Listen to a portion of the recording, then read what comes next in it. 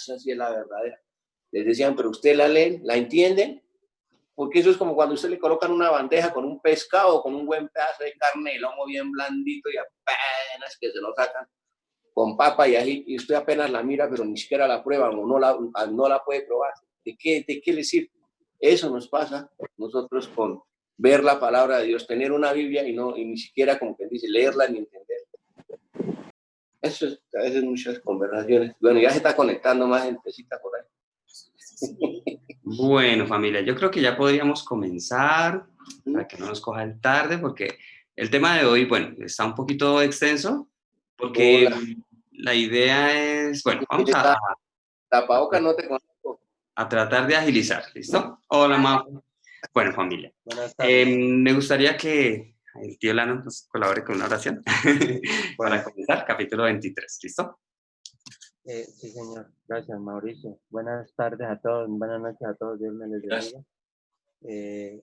En Deuteronomio 26, 8, dice en el nombre del Padre, del Hijo, con la unción, con la guía y con la llenura del Espíritu Santo. Dice, Jehová nos sacó de Egipto con mano fuerte, con brazo extendido, con grande espanto y con señales y con milagros. Padre nuestro, tú que estás en los cielos, gracias, Señor amado. Gracias, Padre de la gloria, por este Egipto. Padre de la gloria, porque tú nos sacaste de allá, Señor. Nos sacaste de allá, Padre de la gloria, para redimirnos con tu gracia, con tu gloria, Señor. Gracias, Padre poderoso Dios. Gracias, bendito Padre, por esta palabra, por esta promesa que está escrita, Señor. Tú lo dijiste y será así, Señor. Será firme porque de tu boca salió, Señor. Y así es, Señor, y lo creemos, Señor. Lo creemos con el corazón abierto, Señor. Tú eres el Todopoderoso, Señor. Creemos que tú eres el glorioso, el Todopoderoso, mi Señor. Creemos en el Señor Jesucristo, nuestro Salvador, nuestro único. Gracias, Señor. Creemos en el Espíritu Santo, esa promesa tan gloriosa y tan poderosa que el Señor Jesucristo nos permitió tener en este tiempo, Señor. En estas ocasiones, Señor. Ven, Espíritu Santo. Ven, Espíritu de Dios, a estas familias. Ven, poderoso Espíritu de Dios, a cada corazón, a cada mente. Obra gloriosamente, Espíritu Santo, en cada familia, Espíritu de Dios. Obra con poder y gloria, Espíritu Santo. Dame más sabiduría, danos más sabiduría, danos más inteligencia, danos más gracia, Espíritu Santo. En el nombre del Señor Jesucristo. Quita todo obstáculo, Espíritu Santo. Quita toda obra de las tinieblas de maldad del Satanás. En el nombre del Señor Jesucristo, obra poderosamente. El Espíritu Santo llega y se rompe las ataduras. El Espíritu Santo es bienvenido y rompe toda ligadura, toda atadura, todo conjuro. El Espíritu Santo llega al corazón para romper las obras de la maldad. El Espíritu Santo llega al corazón, al alma, a la mente para romper ese mal genio, esa rabia de raíz. En nombre de nuestro Señor Jesucristo, obra con poder y gloria. Es el Espíritu Santo que es bienvenido al corazón, es bienvenido a este hogar, es bienvenido a estas familias, es bienvenido en este momento, en esta tarde. Bendito Espíritu Santo, muchísimas gracias, te amamos. Gloria a nuestro Dios, gloria al Señor Jesucristo. Precioso Espíritu Santo, muchas gracias. Sigue con nosotros, Espíritu Santo, hasta que Cristo venga para la gloria tuya, mi Señor. Ese día glorioso. Es el día, esa es la meta, ese es el encuentro de llegada. Ven, Espíritu Santo, guíanos siempre, Espíritu de Dios, guíanos siempre, guía este corazón, estas almas, bendito Padre, guíalas, Espíritu de Dios, con poder y gloria, y que se multipliquen en el nombre de nuestro Señor Jesucristo, para la gloria de Dios, para la gloria del Señor Jesucristo, para la gloria misma tuya, precioso Espíritu Santo, en tu nombre, Señor Jesucristo. Amén. Amén. Muchas gracias, tío Lara. Bueno, entonces vamos a continuar con la lectura de la palabra. Hoy vamos a leer el capítulo 23 del Evangelio de Mateo.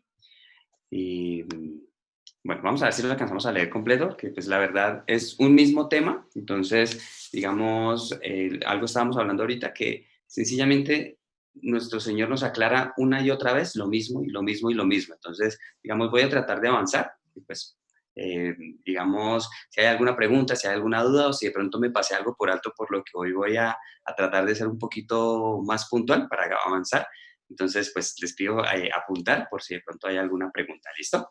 Bueno, leemos la palabra bajo la dirección del Padre y del Hijo y del Espíritu Santo. Amén. Dice la palabra. Entonces habló Jesús a la gente y a sus discípulos diciendo, en la cátedra de Moisés se sientan los escribas y los fariseos.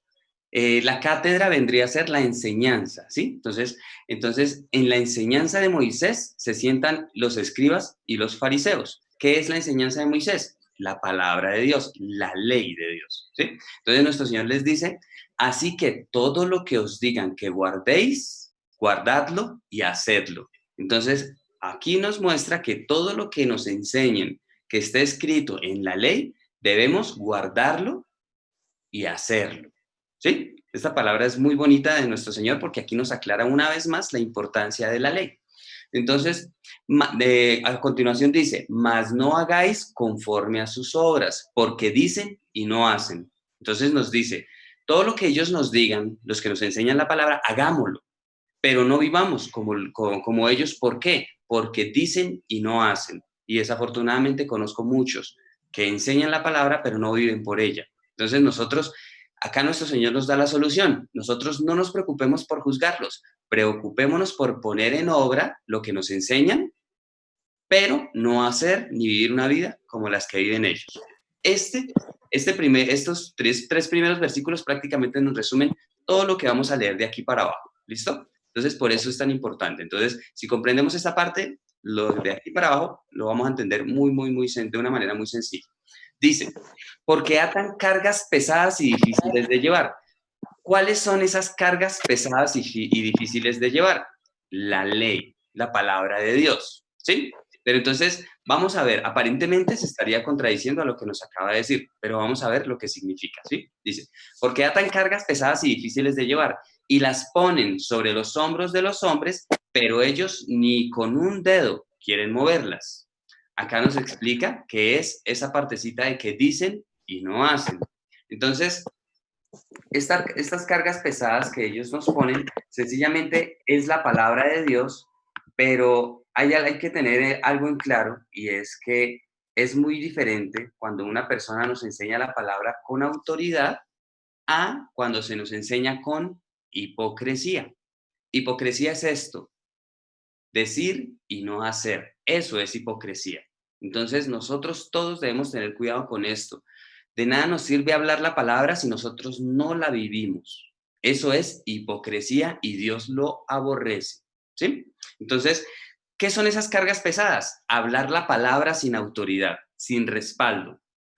Pedirle a la gente que obedezca la palabra cuando yo no la obedezco. Eso es poner cargas difíciles de llevar. ¿Por qué? Porque yo no puedo enseñar si yo no tengo autoridad y respaldo. ¿Cuál es la diferencia con respecto a nuestro Señor Jesucristo? Nuestro Señor Jesucristo obedecía toda la ley. Por lo tanto, cuando nuestro Señor la enseñaba como algo fácil y algo ligero. Por eso decía, los que estén cansados y cargados, vengan a mí y yo los haré descansar. ¿Sí? ¿Cómo nos hará descansar? Porque Él nos enseña con su ejemplo lo fácil que es vivir por la palabra.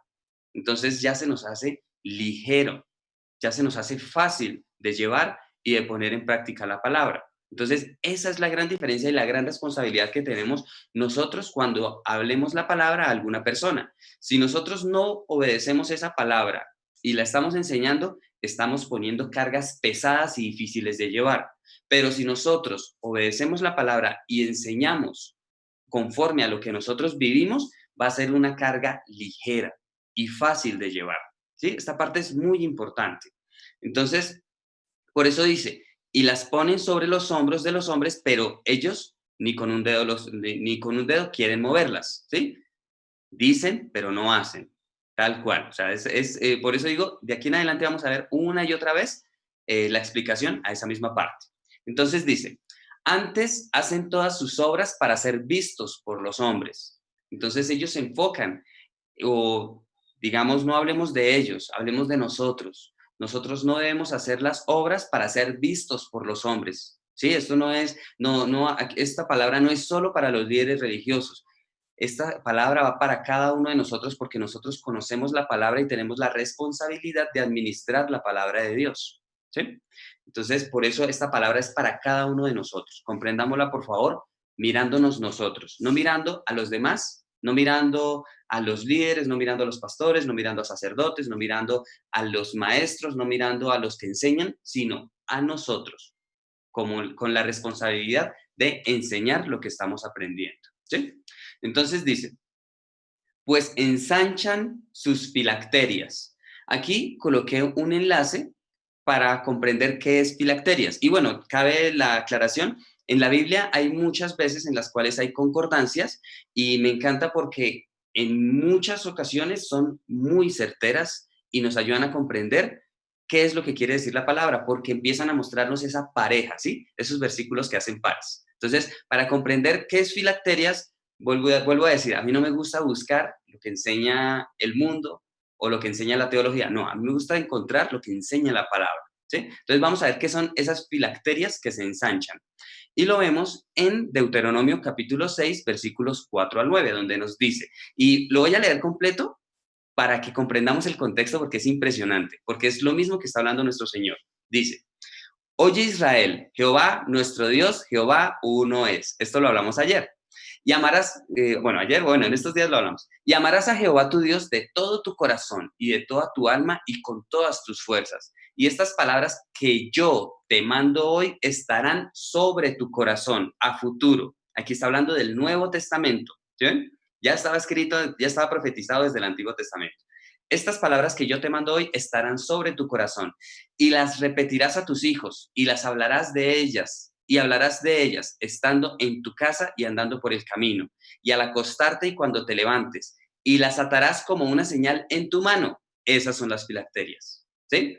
Eran una especie de cinta que se amarraban en las manos, las anudaban en sus manos con la palabra y vean el propósito y dice, y estarán como frontales entre tus ojos y las escribirás en los postes de tu casa y en tus puertas. ¿Sí? Entonces acá nos dice que es una señal de que nosotros debemos vivir por la palabra. ¿Y dónde se ataba? En la mano para que la tuvieran en todo tiempo a su mano, ¿sí? Vale la pena la redundancia, pero entonces acá vemos qué son esas filacterias. Entonces, acá nuestro Dios les había dicho, aten la palabra a su mano como una señal para que no la olviden. Pero los escribas lo que hacían, o los fariseos lo que hacían era enrollar, hacer unas filacterias y las enrollaban en las manos y aquí dice, las ensanchan. Entonces, entre más grande fuera esa filacteria, más santos se creían o más santos hacían que la gente los viera, ¿sí? Ahora dice, y extienden los flecos. ¿A qué se refiere con flecos? Vamos a ir a Números capítulo 5 del 37 al 40, donde nos dice exactamente lo mismo. Dice, y Jehová habló a Moisés diciendo, habla a los hijos de Israel y diles que se hagan franjas en los bordes de sus vestidos por sus generaciones y pongan en cada franja de los bordes un cordón de azul y os servirá de franja para que cuando lo veáis os acordéis de todos los mandamientos de Jehová para ponerlos por obra. Y no miréis en pos de vuestro corazón y de vuestros ojos, en pos de los cuales os prostituyáis. Aquí quiere decir, pongan por obra la palabra y acuérdense todos los días de los mandamientos y no vean a donde su corazón los quiere llevar, ¿sí? Porque si ustedes se van a donde su corazón y sus ojos los quieren llevar, van a literalmente oponerse a Dios, ¿sí? Eso es lo que dice nuestro Señor. O sea, digamos, esa palabra os prostituyáis se refiere a ustedes van a convertirse en hijos del diablo, literalmente. Entonces, ¿cuál era el objetivo tanto de las filacterias como de estos flecos? ¿Sí? Es para que os acordéis y hagáis todos mis mandamientos y seáis santos a vuestro Dios. Aquí nos muestra cómo podemos ser santos. ¿Sí? Dice, para que os acordéis y hagáis todos mis mandamientos y seáis santos a vuestro Dios. ¿Sí? Hacer todos mandamientos. Esa parte es importantísima. Y ahora vamos a ver otra partecita en Deuteronomio capítulo 22, verso 12, donde dice, te harás flecos en las 4 puntas de tu manto con que te cubras. Entonces ya vimos cuál era el objetivo, ¿no? Sencillamente recordar la palabra de Dios para ponerla por obra. Ese era el objetivo de las filacterias y de los flecos. Pero acá nuestro Señor dice, pues ellos ensanchan sus filacterias y extienden los flecos de sus mantos y aman los primeros asientos en las cenas y las primeras sillas en las sinagogas y las salutaciones en las plazas y que los hombres los llamen rabí, rabí. Entonces acá dice que nosotros no debemos buscar la apariencia, no debemos hacer la palabra para que nos vean. ¿Por qué? Porque no la estamos haciendo de corazón, sino sencillamente para ganar gloria y honra de hombres, ¿sí? No debemos presumir de santidad sencillamente por lo que hablamos o por lo que mostramos de puertas para afuera, ¿sí? No debemos buscar siempre ser reconocidos ni en las cenas ni en las iglesias. Nosotros, vuelvo a decir aquí, yo no estoy hablando de líderes religiosos, estoy hablando y tomémoslo cada uno para nosotros. No busquemos ser reconocidos cuando haya un evento público, ya sea de una iglesia o ya sea de otro tipo de evento, o que los hombres nos llamen maestros. Eso significa rabí, ¿sí? Entonces, ahora que dice nuestro Señor, dice, pero vosotros no queráis que os llamen rabí, porque uno es vuestro maestro, el Cristo, y todos vosotros sois hermanos. ¿Sí ven? Aquí también nos habla acerca de lo que tocamos el tema de ayer, acerca del cielo. Todos nosotros somos hermanos, ¿sí? Por eso es que en el reino de los cielos no vamos a decir ni abuelito, ni abuelita, ni tío, ni papá, ni mamá, ni hijo, ni hija. No, todos somos hermanos. Y tenemos un solo maestro, el Cristo, nuestro Señor Jesucristo o la palabra de Dios, ¿sí? Este es el único maestro que tenemos. Pero entonces hay algo curioso acá. ¿Estaría entonces mal decirle maestro a un profesor en el colegio? No. Y esto, digamos, voy a aclararlo porque ha sido una gran confusión en el mundo cristiano.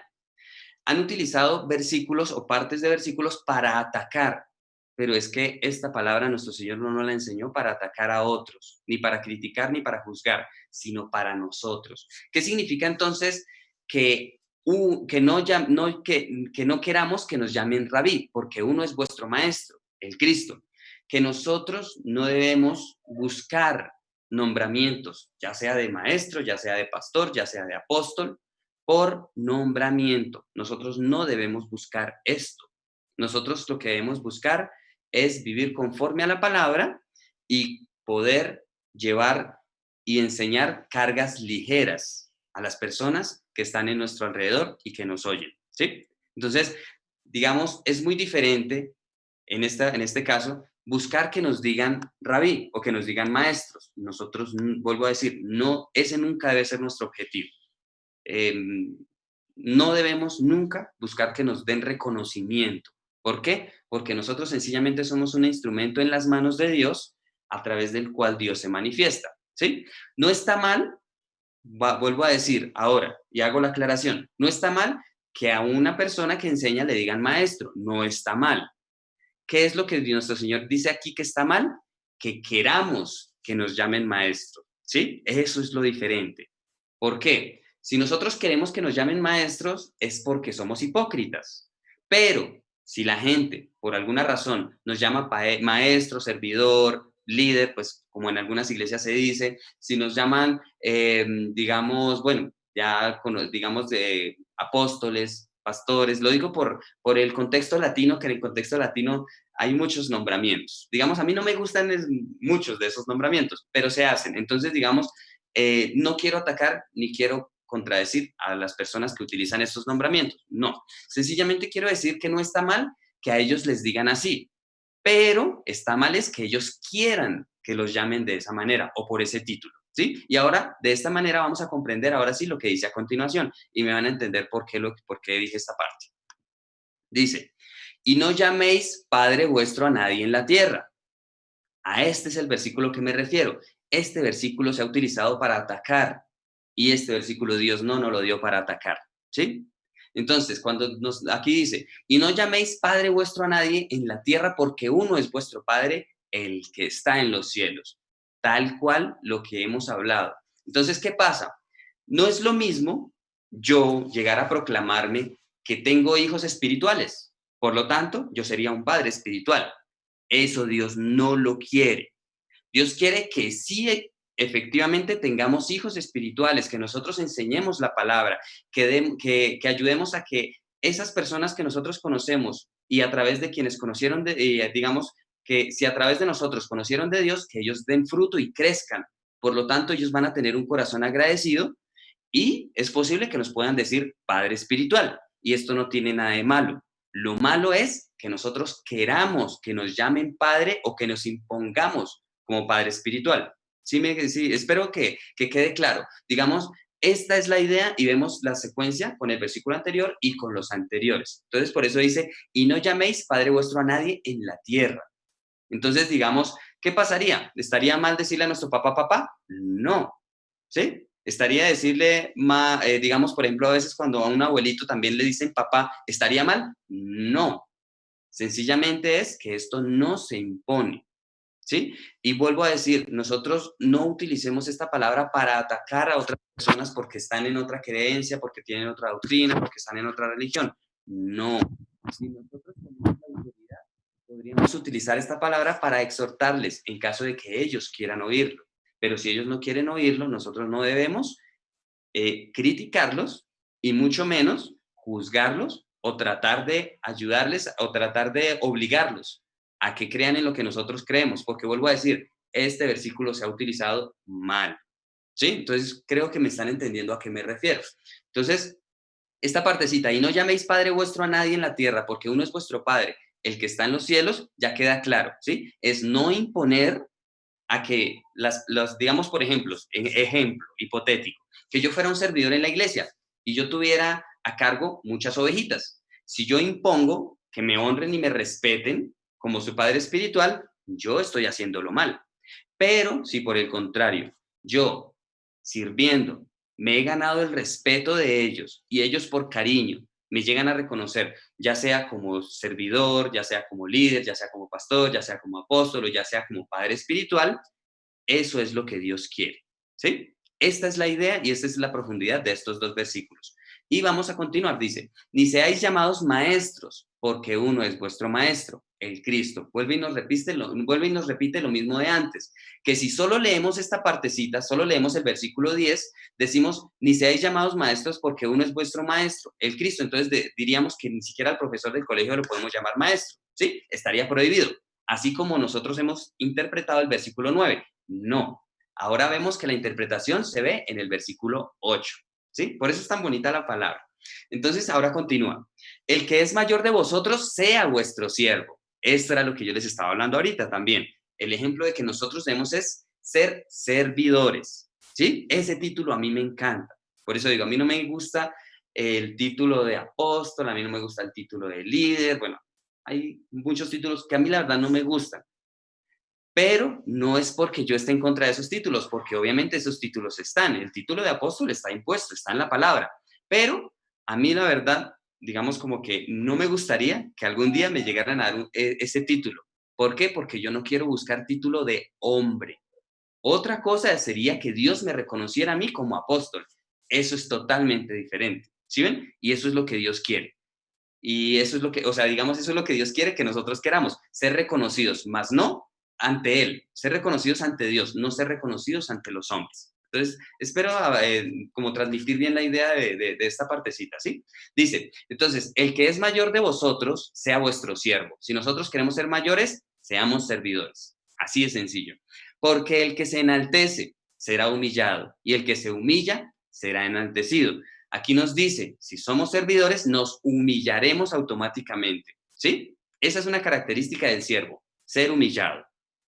Mas hay de vosotros, escribas y fariseos. Aquí nuestro Señor les habla directamente a los escribas y fariseos de la época, y en este tiempo les habla a los que predican, pero no aplican. Sea digamos, sea un creyente que solo va a la iglesia, sea el que barre las sillas, sea el que organiza la iglesia, sea el servidor, sea el líder, sea el apóstol, sea el pastor. Es para todos esta palabra. Y lo que sigue es lo más fuerte. Hay de vosotros, escribas y fariseos, hipócritas. ¿Sí? Esta palabra no es solo para los escribas y para los fariseos, es para todos los hipócritas, que son los que conocen toda la palabra, pueden conocerse la Biblia al derecho y al revés, pero no la ponen en práctica. Solo presumen del conocimiento que tienen, pero no lo viven. Esta parte es clave.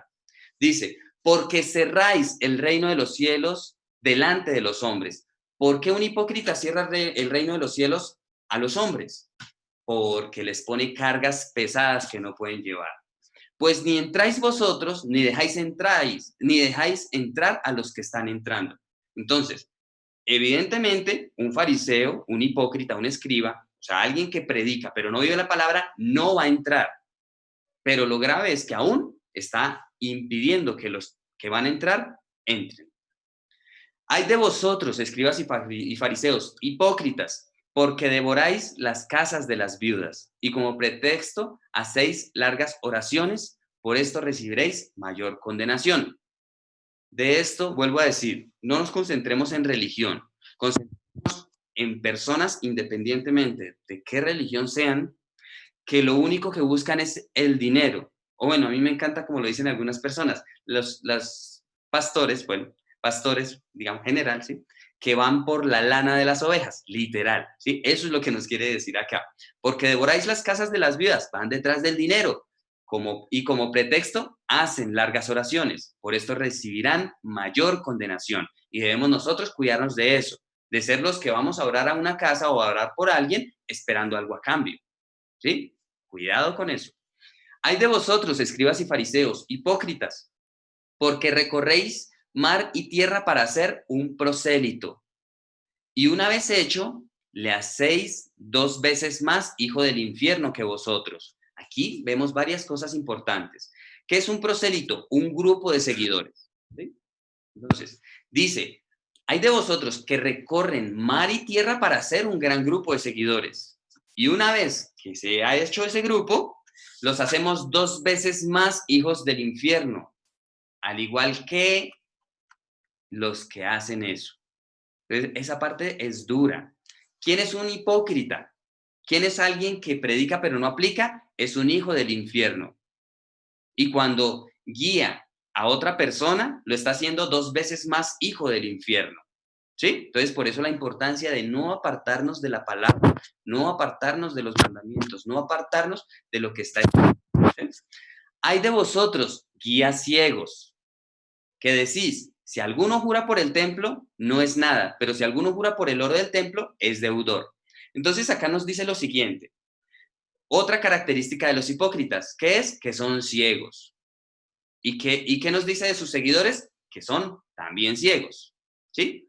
Entonces, ahora, ¿a qué se refiere con si alguno jura por el templo? No es nada, pero si alguno jura por el oro del templo, es deudor. Para que lo comprendamos un poquito más fácil, vamos a hablar del templo como nosotros. Y el oro del templo por nuestros bienes. ¿Sí? Entonces, para que lo comprendamos un poquito mejor, dice, si alguno jura por el templo, o sea, por una persona, por mí, no es nada. Pero si jura por el dinero que tengo, o sea, por el carro, por la casa, por el terreno que tengo disponible y que de pronto lo voy a dar al templo, ahí sí me hago deudor.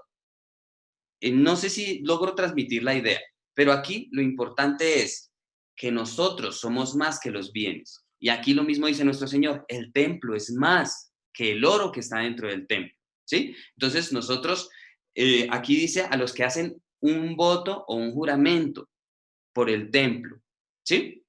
Entonces dice, si alguno jura por el templo no es nada, pero si alguno jura por el oro del templo es deudor. Entonces, ¿qué quiere decir? Ustedes se enfocan es en el dinero, más no en las almas. Insensatos y ciegos, una nueva característica de los hipócritas, que predican pero no aplican, son insensatos. ¿Sí? Dice, porque ¿cuál es mayor? ¿El oro o el templo que santifica el oro? ¿Sí? Entonces, ¿quién es mayor? ¿El templo o el oro, el cual es santificado por el templo? ¿Sí? Entonces, aquí vemos, vuelvo a decir, que es más el templo que el oro, que es más nuestro cuerpo que lo que vestimos o lo que poseemos. Es más importante un alma que sus bienes.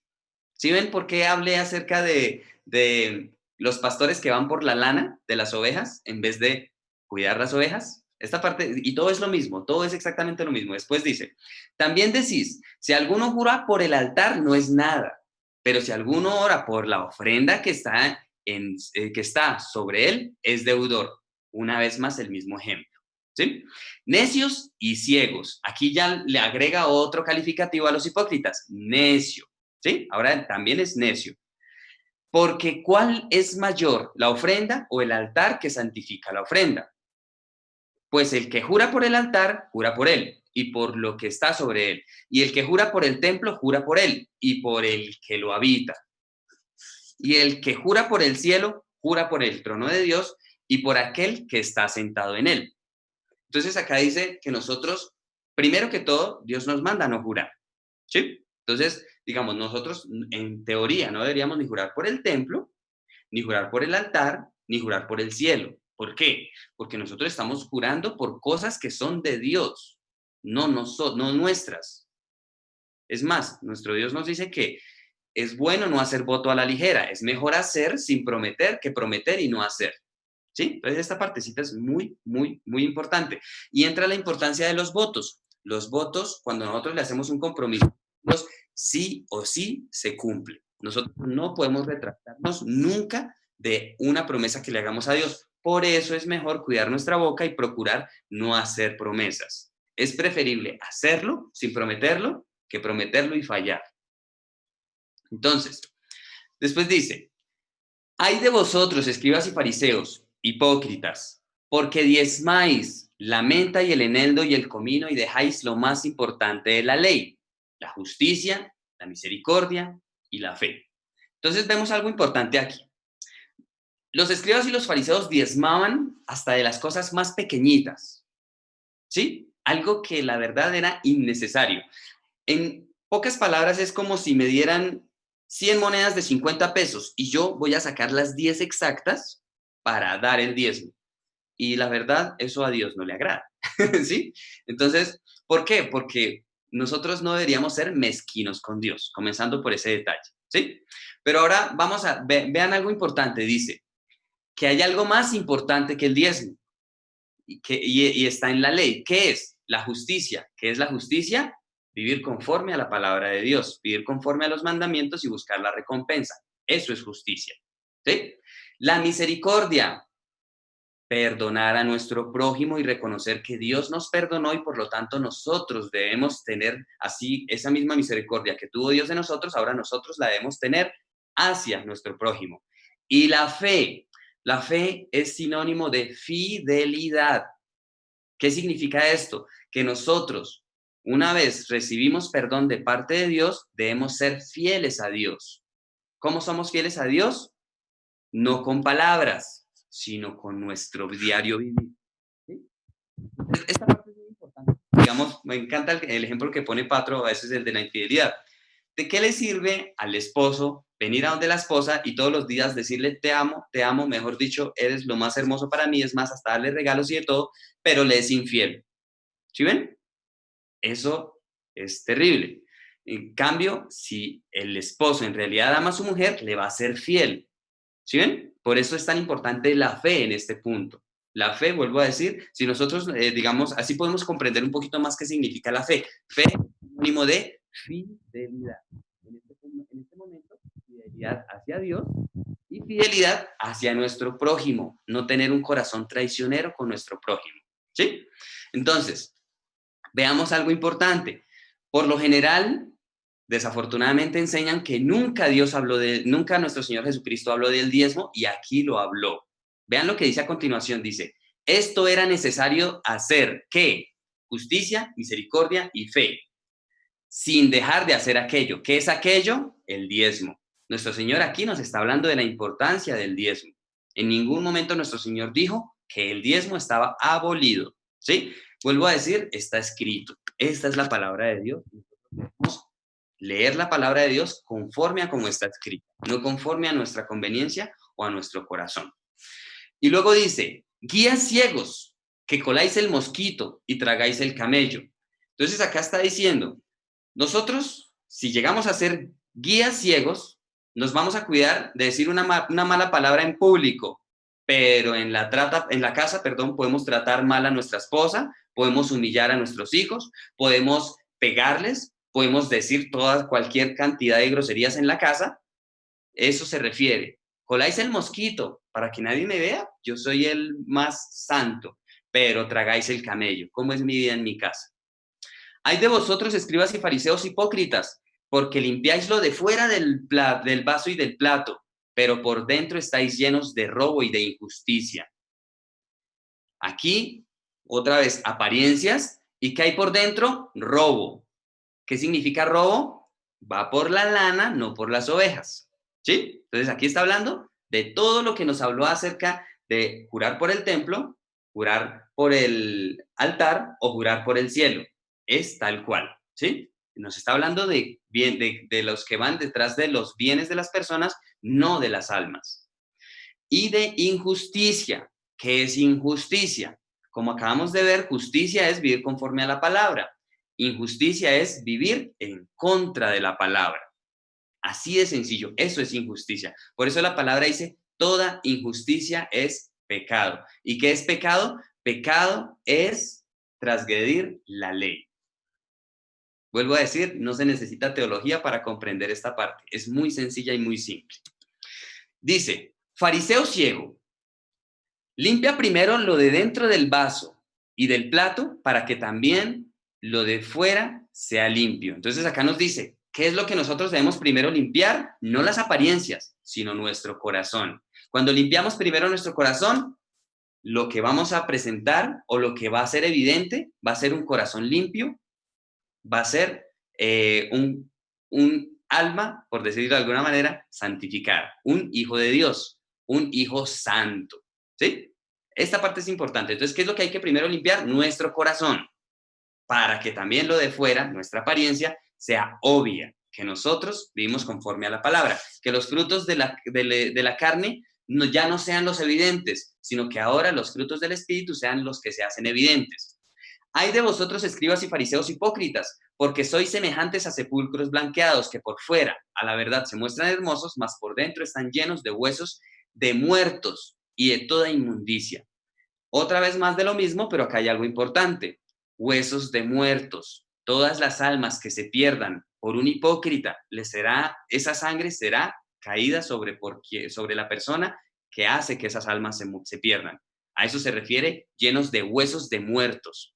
Hay sangre que va a ser demandada de parte de Dios por ellos, de almas que cayeron por culpa de esos hipócritas, que lo único que hicieron fue poner cargas difíciles, predicar y no aplicar. Y de toda inmundicia. ¿Qué es toda inmundicia? Todo lo que se opone a la palabra de Dios, todo lo que se opone a la voluntad de Dios, todo lo que le agrada al enemigo, todo lo que le agrada al diablo y a Satanás.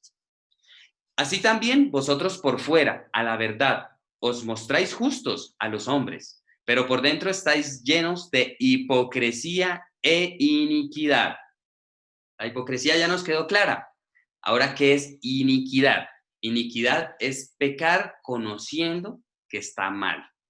Esa es la diferencia de la iniquidad al pecado.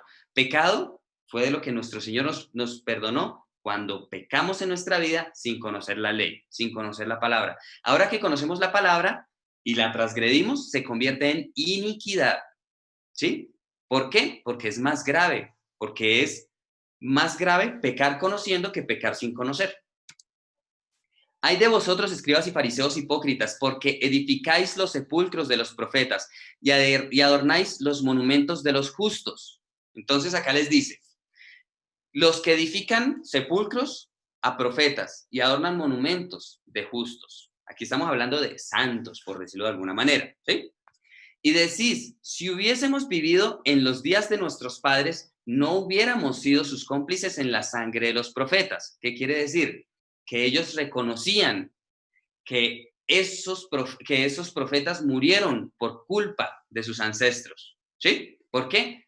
Aquí dicen, edifican sepulcros a los profetas que fueron muertos. ¿Por quiénes? Por sus mismos padres. Y adornan monumentos a los justos que fueron muertos como mártires.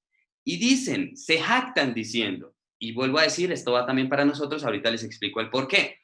Si hubiésemos vivido en los días de nuestros padres, no hubiéramos sido sus cómplices en la sangre de los profetas.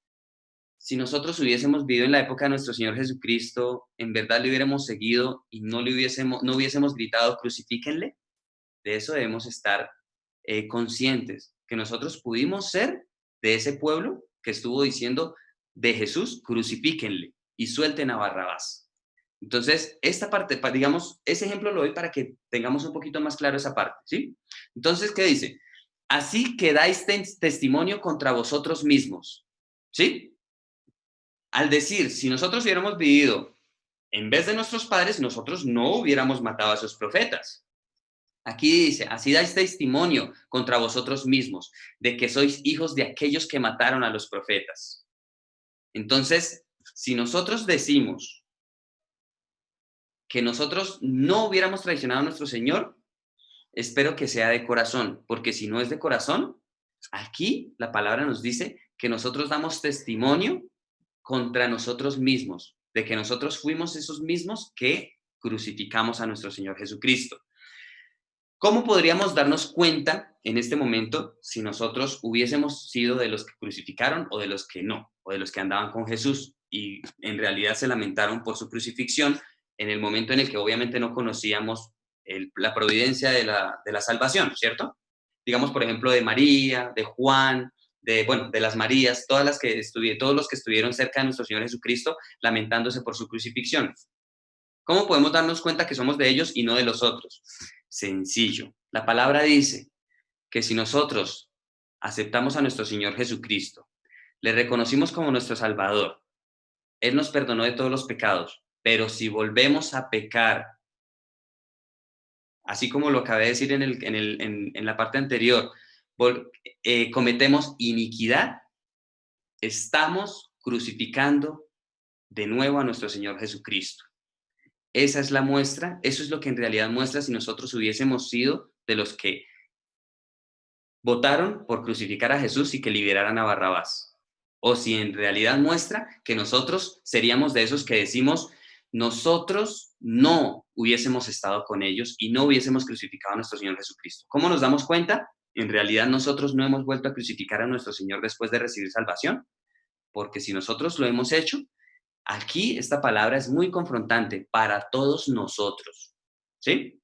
Entonces, por eso digo, no presumamos de que conocemos la palabra, no presumamos de que somos santos, de que sabemos mucho, de que conocemos toda la Biblia, con lo que nos sabemos versículos de memoria. No presumamos si nosotros no los vivimos y no los ponemos en práctica. No presumamos si nosotros hemos sido esos hipócritas que predicamos y no hacemos. No seamos esos que después de recibir el perdón por nuestros pecados, hemos vuelto a crucificar a nuestro Señor Jesucristo. Entonces dice, así también vosotros por fuera, la verdad, os mostráis justos a los hombres, pero por dentro estáis llenos de hipocresía e iniquidad. Hay de vosotros, escribas y fariseos. Perdón, la había de vuelta. En esta era en el que íbamos, dice. Así que dais testimonio contra vosotros mismos de que sois hijos de aquellos que mataron a los profetas. Vosotros también llenad la medida de vuestros padres. ¿Aquí qué quiere decir? Que nosotros hemos heredado maldad de nuestros padres. Y si nosotros juzgamos a nuestros ancestros, nosotros nos hacemos culpables de lo que ellos hicieron, porque estamos dando testimonio contra nuestros ancestros de lo que ellos hicieron y nosotros nos hacemos responsables. No sé si me logro dar a entender con esta parte, pero es muy importante y eso es lo que nos dice en el versículo 30 y 31. Dice, vosotros también llenad la medida de vuestros padres. Serpientes. ¿Por qué les dicen serpientes? Literalmente, hijos de Satanás. Generación de... ¿Cómo escaparéis de la condenación del infierno? Del infierno no hay escapatoria. No se puede escapar de la condenación del infierno si nosotros vivimos una vida de hipocresía. Por tanto, he aquí, yo os envío profetas y sabios y escribas. Aquí nuestro Señor está hablando a futuro. Dice, yo envío profetas y sabios y escribas. Y de ellos a unos mataréis y crucificaréis, y a otros azotaréis en vuestras sinagogas y perseguiréis de ciudad en ciudad. Entonces, ¿qué les está diciendo nuestro Señor? Ustedes se jactan de que ustedes no hubieran matado a los profetas, pero lo van a hacer. ¿Sí? ¿Y con quiénes lo hicieron? Con los apóstoles. Después vemos que hubo una persecución en el transcurso de la historia que se vivió después de la muerte de nuestro Señor Jesucristo, y a eso es a lo que se refiere, y en este tiempo sigue esa persecución contra los verdaderos hijos de Dios, contra los que enseñan la verdad. Dice lo siguiente: y a otros azotaréis en vuestras sinagogas y perseguiréis de ciudad en ciudad, para que venga sobre vosotros toda la sangre justa que se ha derramado sobre la tierra, desde la sangre de Abel el justo hasta la sangre de Zacarías, hijo de Berequías, a quien matasteis entre el templo y el altar. Aquí nuestro Señor está diciendo a ellos que ellos fueron los que mataron a Zacarías, pero Zacarías murió, creo que más de 400 o 500 años atrás. ¿Qué les estaba diciendo? Sus ancestros los mataron, por lo tanto, si ustedes siguen el camino de sus ancestros, ustedes son responsables de la sangre desde Abel hasta la sangre de Zacarías. Por lo tanto, ya vemos la gran responsabilidad que tenemos de ser hipócritas, que prediquemos pero no apliquemos, que hablemos muy bonito pero no vivamos por la palabra de Dios. De cierto os digo que todo esto vendrá sobre esta generación. ¿Qué va a venir sobre esa generación? El cobro, por decirlo de alguna manera, por la sangre inocente derramada en la tierra. Y efectivamente, esto se cumplió en el año 70, cuando vino el juicio sobre Jerusalén, ¿sí? Entonces, la palabra sí o sí se cumple. Nuestro Señor aquí les dio una profecía a ellos y se cumplió. Entonces, esta partecita de esta generación es importante, porque una generación es de aproximadamente 70 a 80 años. Y mañana, que comenzamos capítulo 24 de Mateo, vamos a entender un poquito más acerca de la generación y por qué nuestro Señor en este momento les habló de esa generación. Dice: Jerusalén, Jerusalén, que matas a los profetas y apedreas a los que te son enviados. ¿Cuántas veces quise juntar a tus hijos, como la gallina junta sus polluelos debajo de las alas, y no quisiste? He aquí vuestra casa os es dejada desierta, porque os digo que desde ahora no me veréis hasta que digáis: bendito el que viene en el nombre del Señor. Entonces acá vemos algo muy, muy importante. Jerusalén fue la ciudad que mató a profetas y apedreó a los que le fueron enviados. Por lo tanto, Jerusalén ya no es la santa ciudad. Aquí nos lo deja claro nuestro Señor Jesucristo. ¿Y por qué? Porque esa ciudad estuvo a cargo de hipócritas. Por eso dice: ¿cuántas veces quise juntar a tus hijos como la gallina junta sus polluelos debajo de las alas y no quisiste? He aquí, vuestra casa os es dejada desierta. ¿Qué quiere decir? Jerusalén no vuelve a ser la santa ciudad. Porque os digo que desde ahora no me veréis hasta que digáis: bendito el que viene en el nombre del Señor. ¿Cómo podemos ver a nuestro Señor en este último tiempo? A través del Espíritu Santo. Y a través del Espíritu Santo es que nosotros podemos decir: bendito el que viene en el nombre del Señor. Por lo tanto, a través del Espíritu Santo nosotros vemos a nuestro Señor Jesucristo. Familia, espero no haber sido muy extenso, pero como pudimos ver, es un mismo tema. Es solo un tema lo que vimos en el día de hoy. Por eso leí todo el capítulo, porque todo el capítulo solo nos dice una misma cosa, ¿sí? Entonces, bueno, me gustaría de pronto, si quedó alguna duda, si me pasé algo por alto, me gustaría de pronto escuchar o bueno, digamos que aprendimos en la tarde de hoy. Dale, Mafe, te escuchamos. Patrico. Hola, Patro.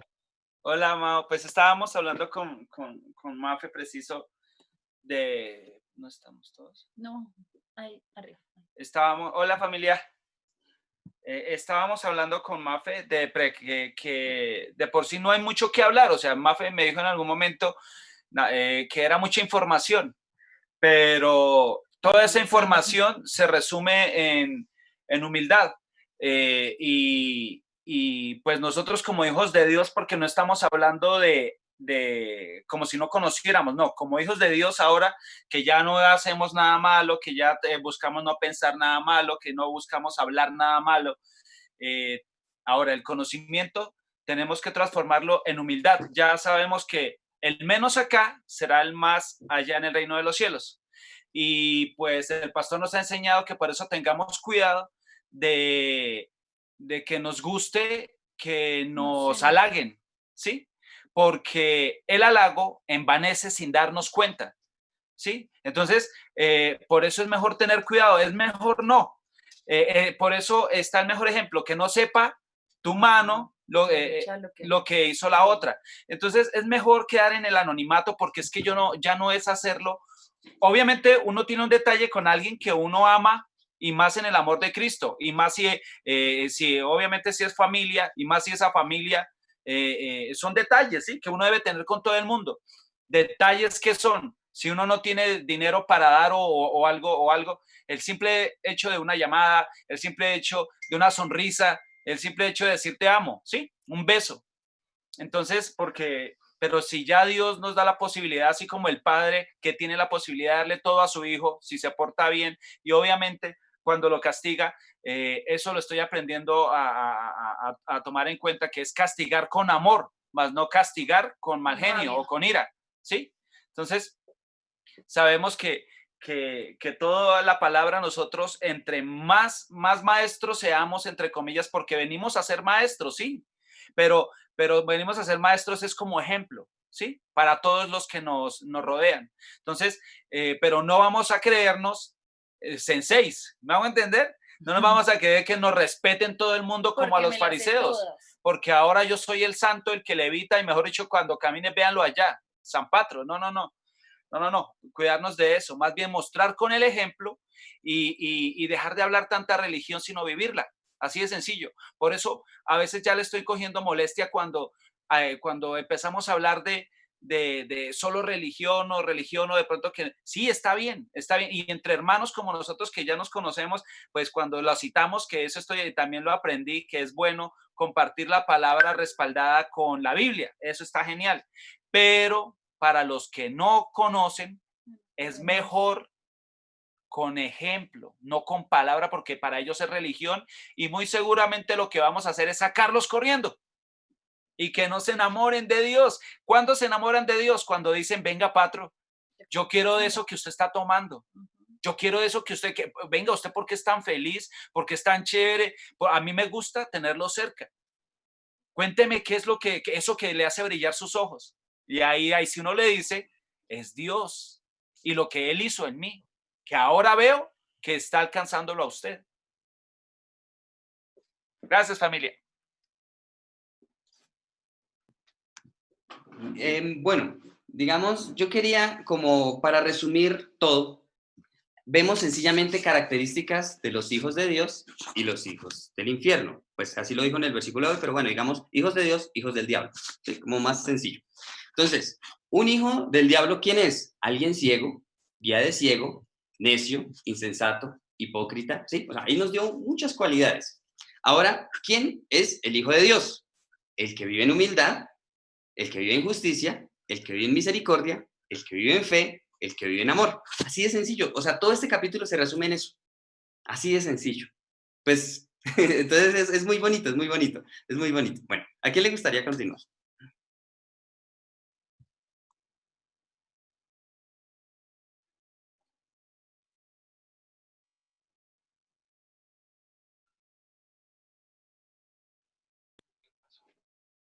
Iba a dar un ejemplo en esta cuarentena. Hay muchas personas con respecto a lo que hablábamos ahorita de que no nos debemos enaltecer, o sea, que nos digan para que nosotros nos crezcamos.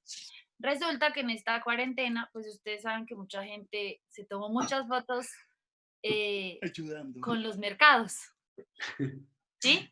Y resulta que vi una publicación un día de unas personas en Tunja que se disfrazaron todos como los de la Casa de Papel en el anonimato y fueron y entregaron las cosas y nadie supo quién era. Entonces uno tiene que hacer siempre las cosas así sin necesidad de que le digan a uno todo el tiempo, ay, gracias, ay, gracias, ay, gracias. En esta situación, en las redes sociales, el mundo criticó mucho eso. El mostrar en fotos, en videos, para que se hicieran virales por likes y todo eso. Y lo más chistoso es que fue gente del mundo. Ya sabemos que son de buen corazón, que dijeron, ¿para qué hacen eso? Háganlo y no le cuenten a nadie, simplemente háganlo. O si lo hacen, inspiren, ¿sí? Y eso puede servir para inspirar. Solo Dios sabe si lo hicieron, con qué corazón lo hicieron, porque algunos subieron los videos para inspirar, ¿sí?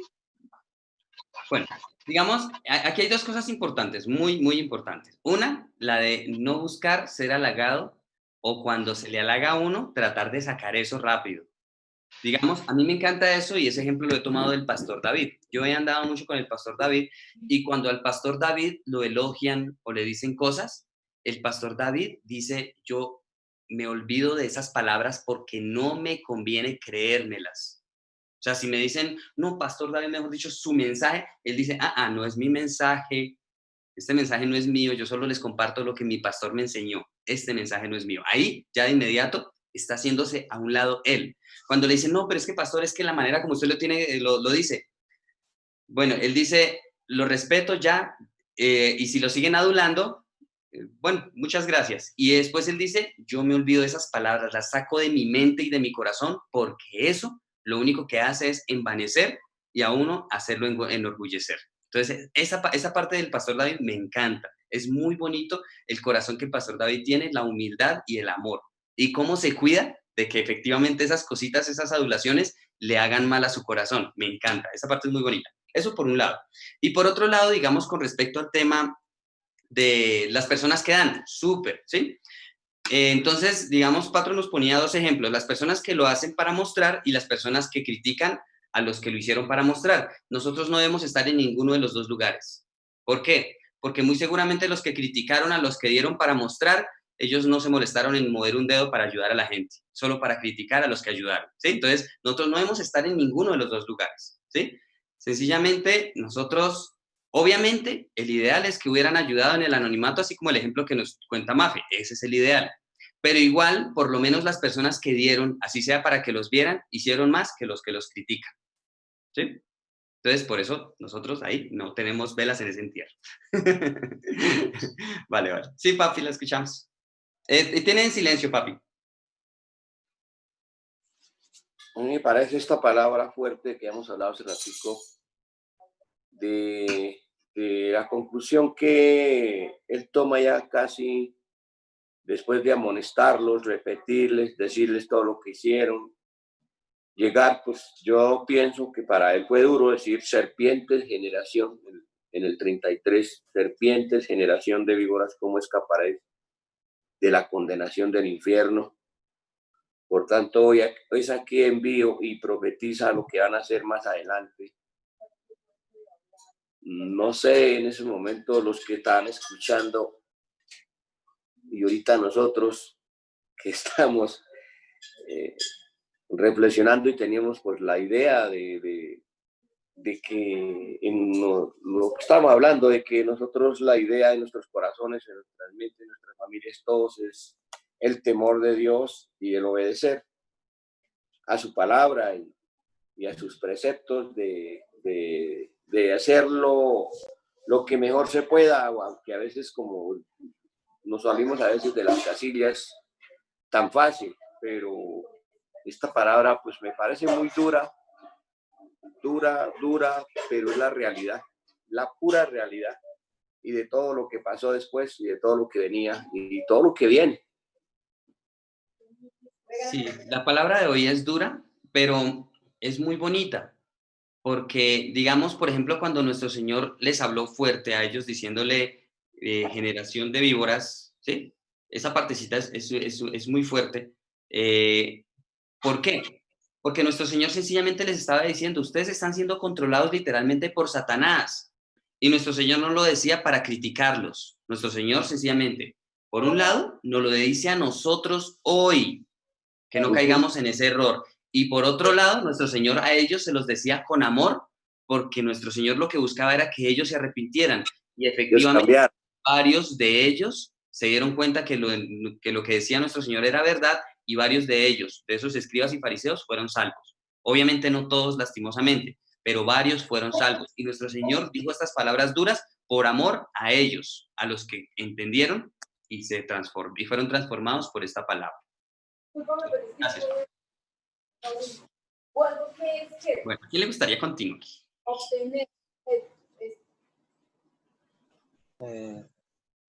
Hola, tío Lara.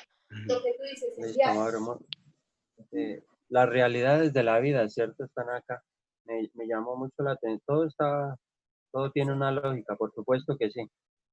El 35 dice, para que venga sobre vosotros toda sangre justa que se ha derramado sobre la tierra, desde la sangre de Abel, el justo, hasta la sangre de Zacarías, el hijo de Berequías. Aquí vemos, por decir algo, en nuestra vida humana, ¿cierto? Desde el día que uno se nace hasta el día que esa persona termina el ciclo de vida aquí en la tierra. Y ahí hay una agenda. Y en esa agenda, ahí entra todo, ahí entra un político, un pastor, lo que se llame, lo que hizo bien y lo que no hizo bien. Todo está ahí porque el Señor apunta a todo. Él toma nota de todo, de sus días, de sus noches. Ahí puede estar anotada la arrogancia, la ceguera, por qué le quitó esto, por qué no ayudó, por qué no hizo más, por qué por qué no se exigió más humildad, más cariño, más amor por las almas, eh, por qué esos viajes, bueno, por qué despilfarró tanta plata, tanto dinero. Bueno, ahí está anotado todo, aquí vemos prácticamente anotado todo prácticamente. Aquí hay harto para hablar, hay muchos versículos para hablar, pero entonces aquí me llama mucho la atención harto, ahí más adelantico dice, a quien matasteis contra él, y aquí viene algo lindo, templo y altar, y el altar. Entonces, ¿qué pasa? Nosotros acá estamos en la presencia de Dios, Él está apuntando todo, Él lo sabe todo, Él conoce nuestro nombre, nuestro número de cédula, en la dirección donde vivimos, nuestro hogar, Él lo conoce todo, prácticamente todo es todo, en su omnisciencia y en su omnipresencia. Entonces, aquí la idea, ¿cuál es? Arreglar nuestra vida, este templo, que el Espíritu de Dios lo siga arreglando, lo siga transformando, que este corazón se convierta en ese altar de oración, de gloria, de poder, y que Él nos siga hablando, a ver qué más nos exige que hagamos, qué más quiere que el Señor hagamos, o sea, algo más que nos dé a entender para que ese día glorioso, así como estamos ahí en esa agenda, desde el día que nacimos hasta el día que terminamos, para no tener allá más, o sea, como le dijera, eh, ay, qué pesar, no debía de haberlo hecho, o sea, como que me pesó esto, como que me pesó aquello, ¿qué me pasó? Fue por el odio, fue por el egoísmo, fue por la envidia, Señor, perdón. Entonces, es mejor, es mejor desde ya arreglarnos, ponernos a cuentas con Él, porque Él lo sabe todo, Él lo sabe todo. Entonces, la idea es arreglar nuestras vidas, arreglar el altar, arreglar el templo, para que el Espíritu de Dios siga fluyendo, porque hay mucho, el Señor tiene mucho para darnos, mucho, mucho, aquí hay mucho. Él nos tiene más, por ejemplo, vea qué bendición la de hoy, eh, sorprendido, porque obviamente Él lo sabe todo, Él lo comprende todo, Él sabe la vida de un político, Él sabe la vida de un apóstol, entonces uno trata de cumplir uno con sus obligaciones y allá ellos, pero entonces aquí estamos, el Señor nos está hablando de que Él sabe todo, entonces no nos si hay que corregirnos, corrijámonos, porque estamos a tiempo, y la idea es que lo que el Señor quiere es que se multipliquen las almas al millón por uno. Eso es lo que yo quería decirles, familia. Muchas gracias, Dios me les bendiga, gracias a todos.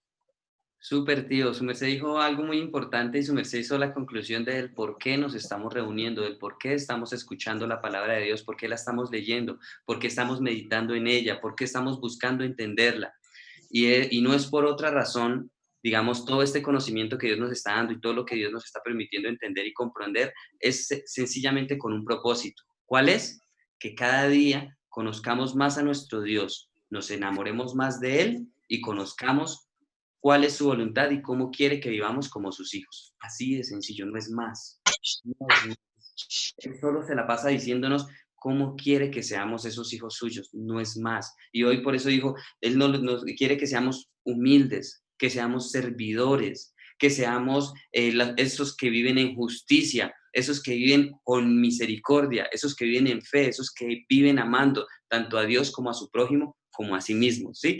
No es más. Esto es lo que hemos leído, o sea, lo que hemos hablado en estos más de 2 meses que ya llevamos, ya pasamos los 2 meses, todos los días hemos hablado esto mismo. ¿Qué? Conocer a nuestro Dios para poder amarlo de todo corazón y poder vivir como un verdadero hijo suyo. No es más. En eso consiste toda la palabra de Dios. Wow. Gracias, tío Lalo. Señor. Yo lo que he entendido y es muy simple, es que todo lo que Dios pide, todo lo que Dios nos pide es para nuestro bien. Así de sencillo. Todo es para nuestro bien y es sencillo, es súper sencillo. ¿Qué es lo difícil? Zafarnos o despegarnos del mundo. Lo que llevamos. Es lo único, por decir, puede ser que yo no salga ya, que no tenga amigos, que me la pase metido de pronto en la iglesia, sí, todo eso, pero no me quiero despegar de mi ira, de mi molestia, de mis resentimientos, de mi odio, de mi orgullo, de mi vanagloria, de mi tristeza, hasta la tristeza. O sea, son cosas que tenemos arraigadas. Ese es el mundo, literal. Entonces, un ejemplo, y tuvimos un detalle con alguien y lo hicimos, mejor dicho, con un amor terrible, pero ni con tanto amor, porque como no nos dijeron gracias, no podemos dormir diciendo, pero es que ni gracias me dijo. Ni gracias me dijo. ¿Qué le pasa? ¿Qué le pasa a él? O sea, todo lo que yo me molesté en hacer, y gracias, o se portó mal conmigo y con todo lo bueno que he sido con él, o con ella, o con ellos, y pues Dios entiende que nosotros tenemos esos momentos, ¿sí?